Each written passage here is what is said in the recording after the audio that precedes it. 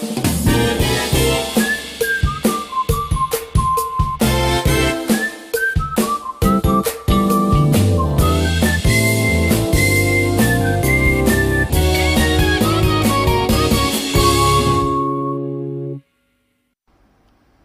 evening, ladies and gentlemen, and welcome to the launch of Season 4 of Sitback with Shaq and Anu, coming to you live on our PodHub streams and, of course, coming to you live on Dialogue TV and the View app. A big thank you for Dialogue TV for partnering with us. Thank you so much, guys. Welcome to Season 4. Hi, Anu.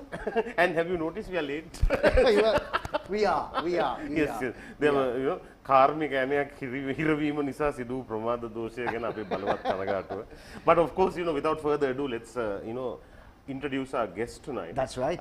He's the president of the Bar Association of Sri Lanka. He's none other than Mr. Salia Piris PC, and he has been instrumental in my opinion, in holding the country together through some very trying times. Yes, of course. And then so welcome, Salia. Thanks a lot for coming on board, sir. Thank you very much. Of course, Salia is our first guest on the brand new season of Sit Back with Shaq and Anu, coming to you live on Dialogue TV. Lots to talk about with Salia on the show today, but before that, we got a few things that we usually get out of the way before we get into the crunch of everything that we have. I think we'll start off with our poll. Absolutely. The customary poll is, of course, very, how shall I say, engineered towards the guest. As always. As always, appearing on the show. And the topic. So, here's the poll for you. Let's have it right now. So, here we are.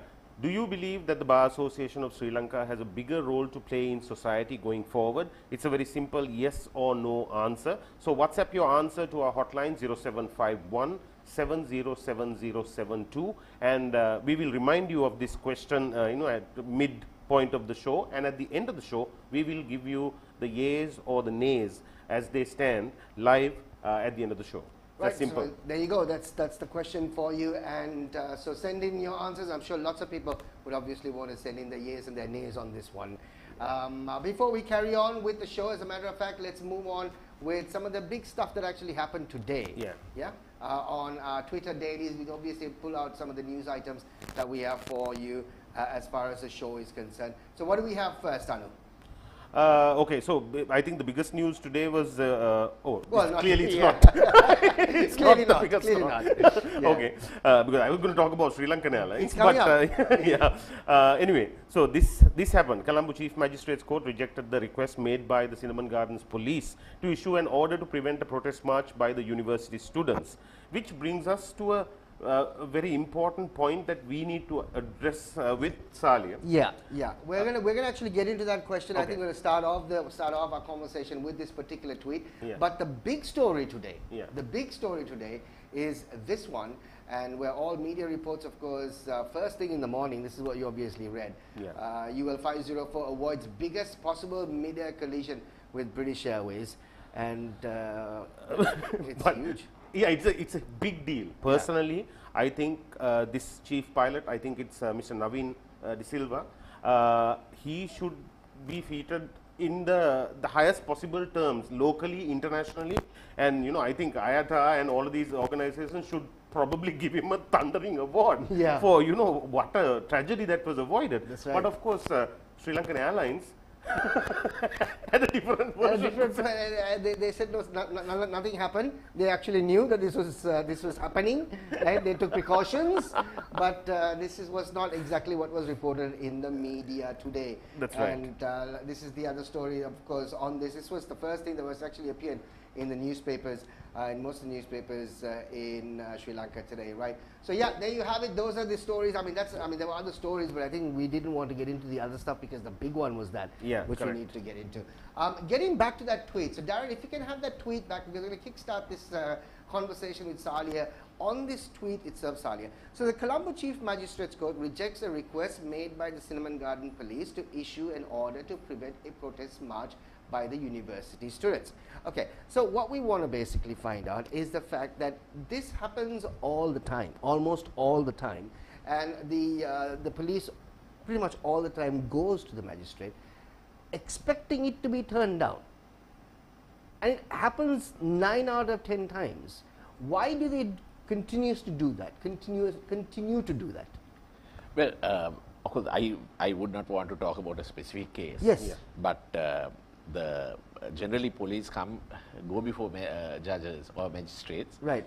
asking for an order in terms of section 106 of the Criminal Procedure Code. Right. That is where there is an urgent order required to abate a public nuisance. So it is on that basis that very often the police go and seek an urgent order, very often ex parte, Right. without giving notice to the other party, Right.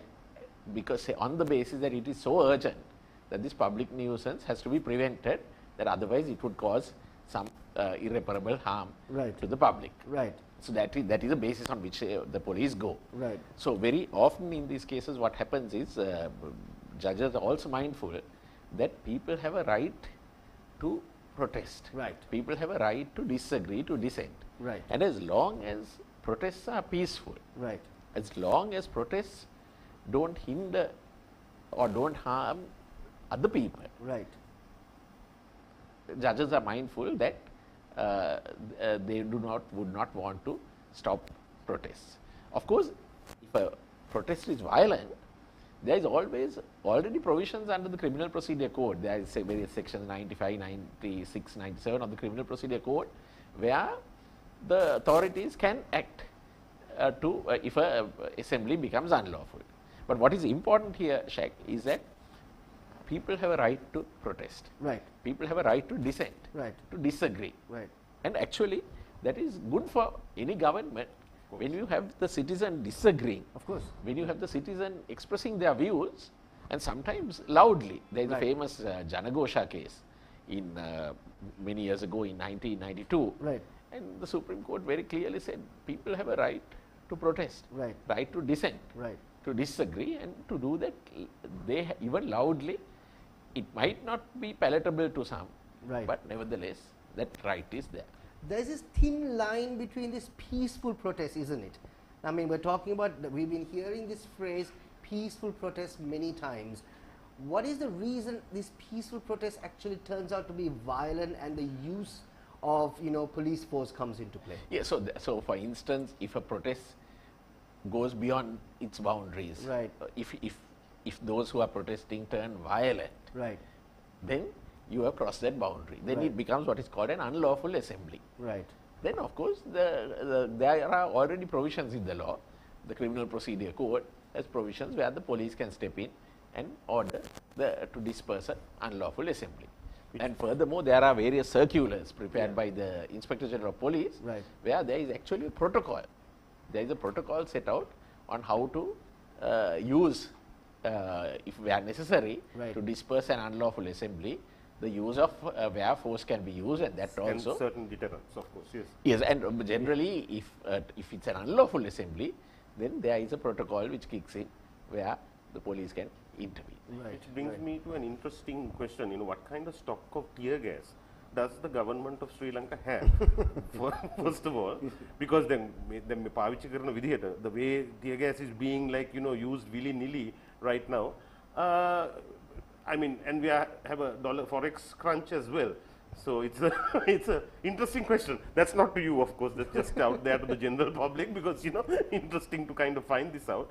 Of course, which brings us to a very important aspect, Salia, about how, as the president of the Bar Association of Sri Lanka, that you have taken a certain stand, which I believe that not many others have taken that kind of stand, very vociferous, very forceful, and standing up for democracy, especially. What made you do this? Well, it's not all these decisions of the Bar Association are not mine alone. Of course. They're taken by the Executive Committee of the Bar Association, and finally ratified by what we call the Bar Council, which meets every month, on the last Saturday every month, and where these decisions are ratified. But the basis on which the Bar Association has stepped in is where we stand for the protection of democracy in the country. We stand for the protection of fundamental rights. And as I said earlier, the right to protest is a very important fundamental right. Absolutely. So we stand up for those democratic values and for the rule of law. Correct. The rule of law also includes respect for human rights, for fundamental rights. So wherever people's rights have been violated, we have taken up a strong position. And we have not been afraid, where there are attempts to curb those rights, to call out those attempts and to demand that the rights of the public be safeguarded. And so that is the basis on which, as an association, the Bar Association has acted. Individual lawyers have appeared to safeguard the rights of protesters, and I must say that we are very proud of the younger members of the bar who have taken up a stand, a position to protect the rights of the people, who have stood for the right to safeguard the rights of the people of this country at a very crucial juncture in the history of our land. You know, this actually, when you're talking about the rights of the people, something, Salia, is the fact that how many people actually know what our rights are? You know, because it's very easy when you are unaware of what your rights are, and somebody who knows, who says, who claims that this is your right, we automatically believe them. I mean, this, I believe, should go down to the roots, maybe possibly even into the school level, to know what the Constitution is, not necessarily dive deep into it, but there's some sort of way that the school should start teaching the Constitution, and each Sri Lankan should know what our rights are. That is absolutely important. Very often people tend to think of these rights as something of a very high concept, debated in courts of law, or where it's confined to lawyers and maybe law students. But rights, it's very important that the average citizen of this country becomes aware of their rights. And it is so very important. It is so very important that people have a sense that these are their rights. These are the rights safeguarded by the Constitution. So then, if you are, for instance, if you are arrested, you must know what your rights are. You must know that you cannot be tortured. None of us know our rights. We really don't. I think we know about the torture part. The torture part, yes, we would say no to it. How to behave, and what are the So for instance, if a person is arrested, a person has to be given the reasons for his arrest. He can be arrested only if there is a reasonable ground to arrest him. If there is some sort of material available to arrest him. So for instance, a police officer can't just catch you and then look for material. They must have some material in order to arrest you. And then once you are arrested, within 24 hours, you have to be produced before a court of law, before a magistrate. Now sometimes these are observed in the breach. So now I have come across, for instance, when I was a member of the Human Rights Commission, I came across an instance where the police went in search of a man. They couldn't find him. So what happened was they brought his whole family to the police station. And kept them till he came. So I'm sure, this was from a far off area, I'm sure that family never knew, and the family was the wife and children brought in. I'm sure they never knew that this could not be done. So this is where I think we need to make people aware of their rights. And the last 2 months in Sri Lanka, I think there is a sudden awakening of people conscious of their rights, and also people wanting to know about their rights, and to be educated. And I think this is something which we have to take, and which I think it is a time like this when the citizen realizes that how important it is for us to not only to be aware of our rights, but to assert our rights and to stand up for our rights. Which point? Sorry, go on, Anu. Go on. Actually, I just want to say, simultaneously, while this education must trickle down to the school curriculum, at the same time, the police department has been given countless times a little briefing, training on what the law is and how you are expected to behave as an officer of the law. So we find that that's hardly observed, some of these things, because like you said, I've been privy to, I used to be a journalist before this, and I've been privy to many incidents of where the actual protocol or the legal proceeding was not followed. And I mean, Sri Lanka has been observed by international observers as well as a country which kind of rarely follows the rights of the people. So which is very important, because I do know that on certain matters, there are continuous programs for the police department which try to teach them about, especially about child abuse, cyberbullying. These are new things at least, but at least the fundamental rights. I'm sure they do have an ongoing training program for them. They do. Yeah. They do. There are many programs, Yeah. and of course, to be fair, by police officers, Yeah. they also work under very trying circumstances. Of So we must also understand their difficulties. Sometimes they are pressurized from different quarters. They try us quite a bit. Yes. but at the same time, Yeah. they are also in difficult Yes. circumstances. Yeah. But we need to ensure that the police force in this country is independent. Yeah. And we also need to ensure that the police force is professional. Right. And we need to ensure that they are given the necessary training, the know-how on how to embark upon their duties. Right. And of course, that independence is also important. That the independence, especially the independence from political interference. Right. Especially at the level of the officer in charge of the police station. Right. Recently, we had this discourse where the Inspector General of Police had stated that many officers in charge had been appointed on a political basis. That's right. So this is why we say it is important to ensure the independence of institutions, including the police force. This is, of course, one of the clauses in the 19th Amendment, which, of course, I think we will also talk about in the 21st Amendment, and we'll talk about the Bar Association's version of it, where it stands right now. Going back to what we were talking about, the rights, at which point do we get to know of our rights? How do we know of our rights? That's why I asked you, is it something that should actually be fed into the school system to know what your rights are? I mean, at least your basic rights, what can be done and what can't be done when you actually go out to the world.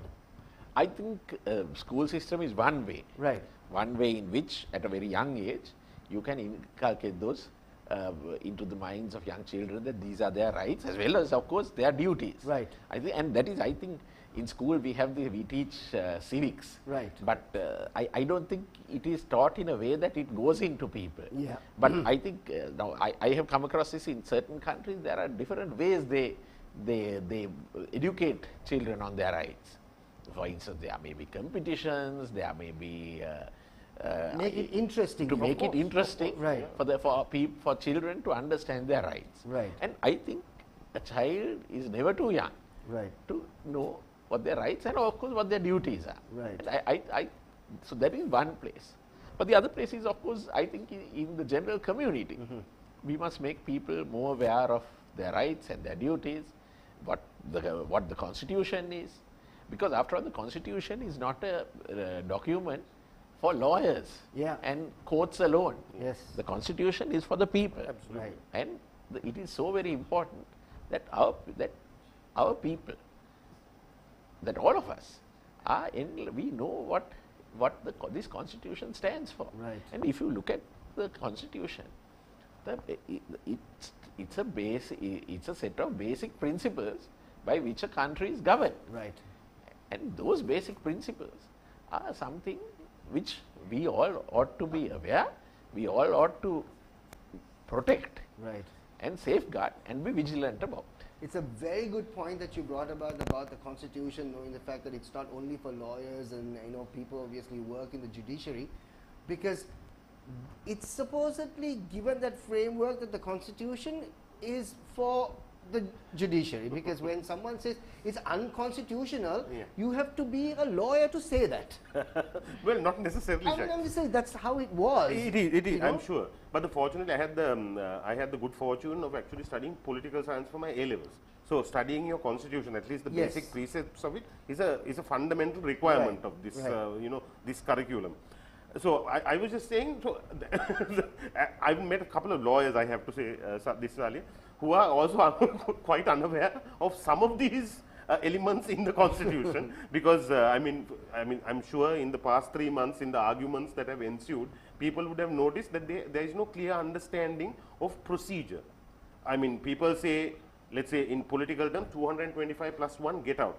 That they say that without any understanding of the Constitution and what the legal proceedings that are required. You can't just ask people to leave. They are elected officials, for one thing, and you can't just willy-nilly call for an election simultaneously.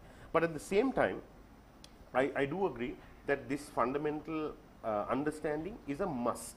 And whether we are ever going to get to it is another matter entirely, because I think our education system evolution has been slow at best. So the thing is, rather than, could we make it perhaps, I don't know, mandatory, like, as you start work or as you become an adult, that you have, like, let's say Singapore has mandatory military service. You don't have to go into the military to do this, but, just to get a basic understanding of your rights and your responsibilities towards society as you mature. My thinking is it's something like which perhaps in schools, Yeah. which we must enlighten children on. Absolutely. I think that is probably the best point where you get people get young persons involved Yeah. in this whole discourse, in this discourse and in understanding their rights and in understanding Their responsibility. their responsibilities. So obviously we have, this show is live, as you know, and we have our audience listening in and watching at the moment, sending in their questions. Salih, we know your position, position as far as, but if there is something that you can answer in the best possible manner, by all means please do, because we don't want to put you in a soup, which basically puts us in a soup. No, so I think that is a question which we can answer, which I can so answer. The question is from Miftaz. He says, what are your honest thoughts on how the president has been using his power of presidential pardon to free sentenced criminals? Right. So the power of pardon is a constitutional right which a president has. Right. And it's not only in Sri Lanka. All over the world, heads of state have the power to pardon prisoners, convicted prisoners, those convicted by court. Right. But the question is, how does a president use his prerogative? Right. Does he use it arbitrarily, or does he use it constitutionally and very selectively, rather than using it selectively? Okay. So I do not want to go into specific cases, because some of those are now before the courts of law. Right. But let it suffice it to say that from 1978, different presidents of Sri Lanka have on different occasions given pardons, granted pardons to accused, which pardons have been questionable. Right. So from we have had an instance where a person, a convicted rapist, was given a pardon. Right.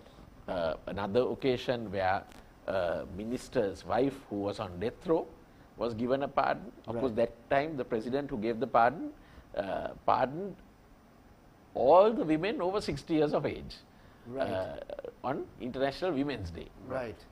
But happy coincidence, the minister's wife was also there. Right. Then we have had persons who have convicted by of very brutal, for instance, of brutal killings, sometimes given pardons. Right. So here in other countries now they have adopted a system where the president does not act arbitrarily, but acts on as per recommendation of a board. Right. And that board, there are rules, there are procedures. So the president is sort of boxed in to abide by those rules and procedures. Right. Of course, the power of pardons in various countries have been sometimes abused. Now, President Trump, for instance, pardons many of his sort of close cronies who were convicted. They were given pardons. Just about a day before he left. Day before. But not only that, President Clinton. Yeah. President Clinton, his brother was in jail. Yeah. And on the eve of his departure, he pardoned his brother. Right. But of course, his brother was in jail while he was president. But anyway, he used the power of pardon. Right. So this power of pardon is questionable. So in Sri Lanka also, the power of the president to pardon must be, according to law, should not be arbitrary.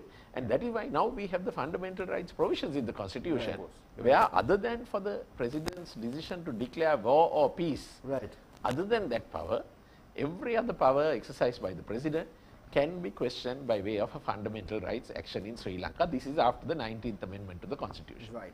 So, wouldn't you rather have this power, this kind of power? The head of state can certainly declare war and declare peace. But shouldn't this be a prerogative of the Parliament? No, the power of pardon, historically, Yeah. it is the head of state who has had that, and not only in our country, in every Of course, country. even the Queen does. Yeah, the reason is there are cases where even if the courts of law have convicted, there may be other grounds, other extenuating circumstances which merit the exercise of the what they call the prerogative of mercy. Right. So courts of law find them guilty, but there are good reason for that power of mercy to be exercised. Now the problem is the power of mercy is what's basically using arbitrarily Yeah, sometimes. so, but if you use the power of mercy to pardon your friends who have been convicted, and you use that only to help certain friends, that is arbitrary. Right. But right. if you rationally use it Right. in a reasonable way, then I think that power ought to be there. So I hope that question, of course, answered. By all means, if you've got questions on this, please do let us know, and this basically we'll have it up on the screen. And this, getting Salia in the studio, right, is we've been trying to get him in the studio for about a month. So when we have him in the studio, we might as well make the best use of him at the moment. So I think we have another question that's going to be popping up on the screen in just a few minutes. But before that, let's move into the 21st Amendment, which is one of the biggest talking points today, and we'd like to basically get into that. Can you talk us through the conversation that you and the members of the Bar Association had with the President pushing your draft of the 21st Amendment? Right. So it is not only with the President, Right. but with the former Prime Minister, Right. as well as the opposition, Right. and the independent members of Parliament. We had this discussion. Right. So and this is something which was formulated by the Bar Council. Our thinking is that the economic crisis is not an economic crisis alone. Okay. Let's make this very clear. This crisis in Sri Lanka is not a economic crisis alone. Right. It is a crisis of governance. Right. Poor governance has pushed Sri Lanka into this economic mess. Right. If you want to get out of this economic mess, it's not a case of only finding dollars. Right. Because then down the line, you're going to have this happening again. Right. So if you want to have a reset, so to say, you reset not only the economy, you reset the issue of governance. Right. Now, when it comes to governance, one of the problems in the 78 Constitution is that power is concentrated on the presidency. Right. And the original 78 Constitution, the President's powers are not adequately checked by Parliament. Now, in democracies, in countries where I would say good governance, there are checks and balances between the executive, the legislature and the judiciary. Right. And no one institution can override the other, Right. or can go, stand or put the others down. Right. You have a system of checks and balances. Right. So, to an extent, the 19th Amendment to the Constitution, shall we say, introduce some sort of checks and balances on the executive presidency. Right. So, what were the checks and balances? One is the President's powers of appointment. Appointments of judges to the two highest courts in the country, appointments to commissions like the Bribery Commission, the Human Rights Commission, and so many, a host of other commissions, the appointments to top posts like the Attorney General, the Inspector General of Police, the Secretary General of Parliament, the Auditor General, Ombudsman. So, those President's powers of appointment there is a check on the President's powers of appointment. Right. So, that is one thing which was introduced by the 19th Amendment to the Constitution. Then the 19th Amendment to the Constitution also took away the right of the President to hold ministerial portfolios. That's right. Now, the original 78 Constitution allows the President to take over any subject Right. to himself. Right. So, for example, President Jayawardena, Right.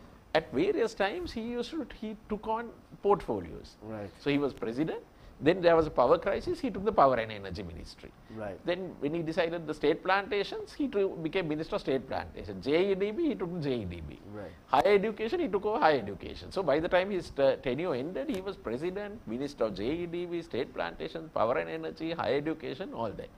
So, to prevent that, the 19th Amendment introduced that the president, after Maithripala Sirisena, Right. could not hold any ministerial portfolios. Right. And so the 19th Amendment had that provision. Right. Now what happened? The 20th Amendment did away with almost the entirety of the 19th Amendment, except for one provision, for one very important provision, that is that the president's powers, what the president does, can be challenged by way of a fundamental rights application. Right. That was also before the 19th Amendment. If the president did something as president, you could not challenge that power in a court of law. Right.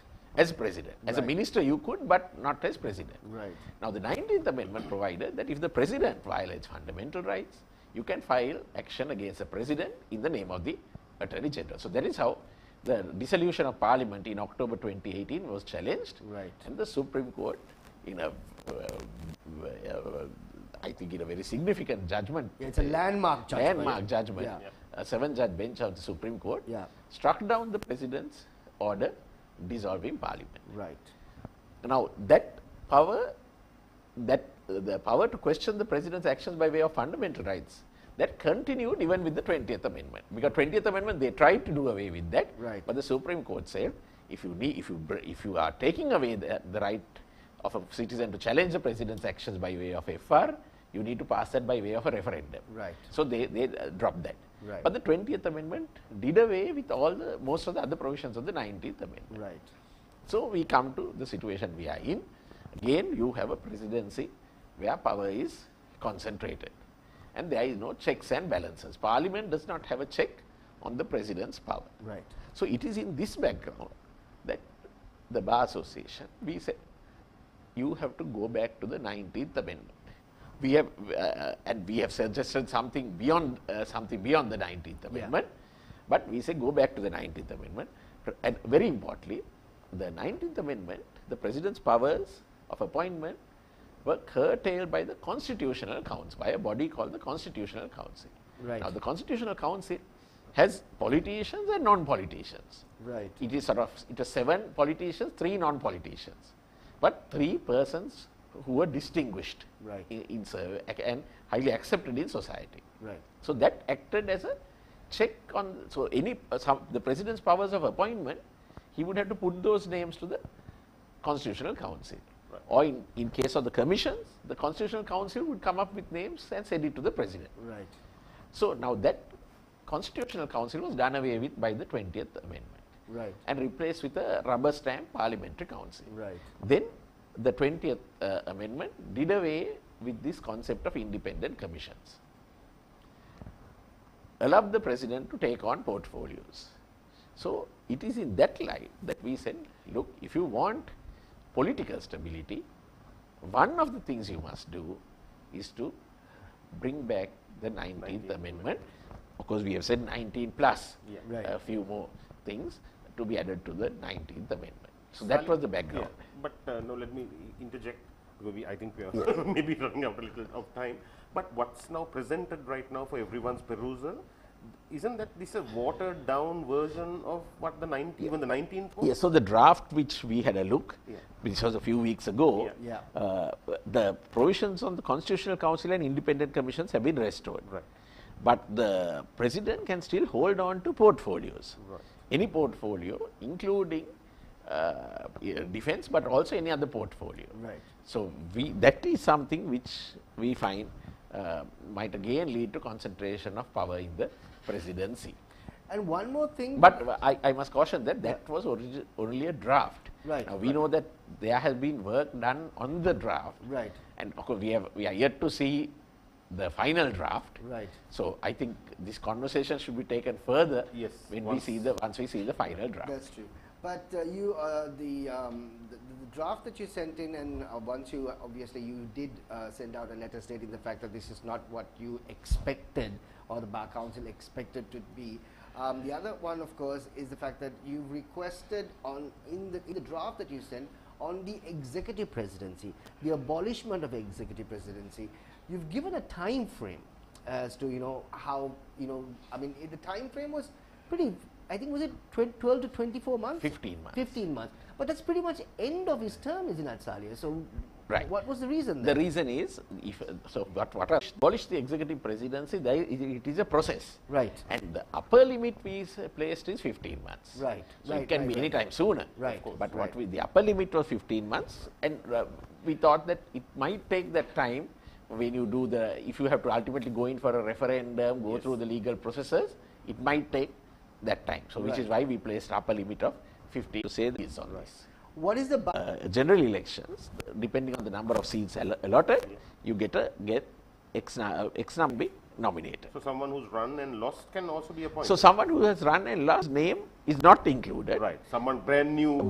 Whose name was never appeared in the national list or the district list. So I believe that there is just today there is a. That's, I think let's follow up to yes. that. I'm hated rather by the resignation of Basu Rajapaksa as a member of parliament, purely because his name was not, one of the reasons was the fact that his name was not in the list submitted by the SLPP to the election commissioner under Article 99. Yeah. So 99A, you tender the national list, but there is also the district list. Right. But so the question now, this case filed by the Center for Policy Alternatives probably will help determine this question, Right. whether a total outsider can be brought in on the national list. So that's, I think, an important question. The argument against who he is voting for. Right. Of course, not that the voters really look at the national list and say we'll vote for this party because these names are there. Yeah. Clearly, But- we didn't know who we are voting for. That's why we're here. but that is the shall we say the theory behind it. Right. The argument behind it is that Right. the sovereign voter must know who they have voted for. But Right. the determination in this regard will be law after this. The decision, of course, we have to wait. We just know that something has been filed. yes. That's right. So we will have to wait an outcome. So there's lots actually happening in the country right now. I mean, again, this is, I think, something that Anu brought up earlier on the show. The Bar Association and like you said, the young lawyers have become some sort of avengers of Sri Lanka at the moment. You know? Certainly viewed as saviors. Saviors, because I've seen lots of footage that's going on, especially in the outskirts, in the rural areas, when there is these, peaceful demonstrations going on. You can see a couple of, lawyers just standing there, making sure everything is okay and so on. And this is what we see all the time. It's like, has the Bar Council taken it upon themselves right now to safeguard? No, it is like this. Our constitution obliges us to safeguard the rule of law, fundamental rights of the people, Right. democracy. Right. So on that basis, whenever these have been under threat, not only these last 2 months, but for a long time we have been taking these issues. Right. Now, from during the last 2 years, we have when people died in custody, Right. The so-called police taking people to show weapons and they are suddenly killed, Right. Or when people demonstrating were suddenly caught and sent to quarantine. Right. We have taken up those issues. Right. So it is. So whenever there are the rights of people for peaceful protests have been hindered, we have intervened very often through our statements. We have intervened. Right. Now, individual lawyers might choose to represent people who are engaged in protests, Of course. who have been And pro bono arrested. at that, That is up to every individual lawyer, correct. and that is not an organized activity of the Bar Association. Right. But so lawyers might decide to appear for people. I myself have appeared. Right. In my capacity as a professional, Right. I have appeared for people. Right. And individual lawyers might decide that they will make representations to the police, Right. where the police try to curb on the rights of people. Right. And so that is how it has worked. Right. And so it is very organic. Yeah. Among the members of the legal profession, young lawyers have taken it up because these lawyers, they see the plight of people, Right. and the difficulties people face, and the need to safeguard the right of people to disagree, Right. to dissent. absolutely. Right. And Sorry, I think it's safe to say that මෙච්චර කල් මිනිස්සු authority වලටනේ බය වුනේ. authority එකට පොඩ්ඩක් හැමසම මිනිස්සු බය නැහැ. මොකද you have policemen carrying guns near you. You have the army carrying guns. There's a emergency law that was in there which you could actually be held without being presented in front of a magistrate. for an extended period of time. And that never happened actually, in the sense of during the last time, Yeah. no one was detained under emergency in Correct. that way. Yes, yes. Yeah. But now you can see that the tables have turned, where the authorities actually fear the people. And I think the fundamental reason behind that is the Bar Association. I agree. Yeah. Yeah. No, actually the authorities don't need to fear the people. Certainly not. I mean, but there's Yeah. a healthy respect, let's say. Yeah, respect, yes. Yes. I think the people must also respect the law enforcement authorities. Right. But at the same time, the law enforcement must also respect the rights of the people. Absolutely. And I must say this, that if just because law enforcement arrests people, doesn't mean those law enforcement are always correct. Absolutely. We have found in certain cases law enforcement arresting people without a basis, Right. on conjecture, Right. on speculation. So if you are arresting a person and producing that person to court, you must mention why that person is arrested, what is the material against that person. But we have found B reports being presented to court without an iota of material. Right. So in that sort of situation, when the lawyers do appear for people and appear to defend them. We're actually getting into the last few minutes of the show, and it's very interesting. And since we're actually going on TV, we can't sort of Extend it, because we usually go, although we say 1 hour, many times we've gone in to 1 hour 50 minutes, almost 2 hours. So we can't do that right now. But I do have this one question which has been niggling me for decades now, actually. When you go into the CID, somebody is being questioned at the CID. They say no lawyer, no phone, nothing. You just go in there alone. How is this legal in a constitutional framework? Well, there is a in 2012 there was a gazette, Right. which was issued by the IGP following a court case, as a settlement in a court case where the IGP set out rules of a lawyer having a right to make representations at the police station. Right. Now the question, in my view, whether even specialized units, we find this problem not in usual police station, Right. but in specialized units, sometimes they don't allow lawyers to accompany Right. the suspect. I think that is wrong. Ab- I think they must allow lawyers to go with the suspect. At the point of taking down a statement, the lawyer should not interfere when the statement is taken down. Right. Because the statement has to be that of the suspect. Right. And there is no room for the lawyer to interject and to say this, you can say this, or you can say that, don't say this, don't say that. Right. That is not, would not be permissible. Right. But while the suspect statement is being recorded, there is no harm in allowing the lawyer to wait on a side and to watch. And in that way, people who go in will be assured that they won't be of their safety, that they won't be subject to harassment, so they won't be subject to torture. Oh yeah, and coercion, And coercion. Yeah. So in that way, so of course the other side of it is in Sri Lanka, statements made by suspects to the police are not admissible in a court of law. Right. Now in other countries in the West, if a statement is made, that statement can be used against a person, against a suspect in a court of law. So for instance, in the United States, if a lawyer accompanies a suspect, he makes a statement. If the statement is voluntary, if the statement is voluntary, Of course. not only if a lawyer accompanies, but if a suspect makes a statement to the police, that can be used against him. So in those circumstances, lawyers are allowed. So the argument here Right. raised by the prosecutors Right. is that, look, this is not taken as evidence against a suspect. So because of that, please keep the lawyers aside. Right. But in 2018, there was the Enforced Disappearance Law was enacted, and that clearly says that every person who is detained in custody has a right of access to his relations and has the right of access to his lawyers, his or her lawyers. Right. And that is a right which is found now in law.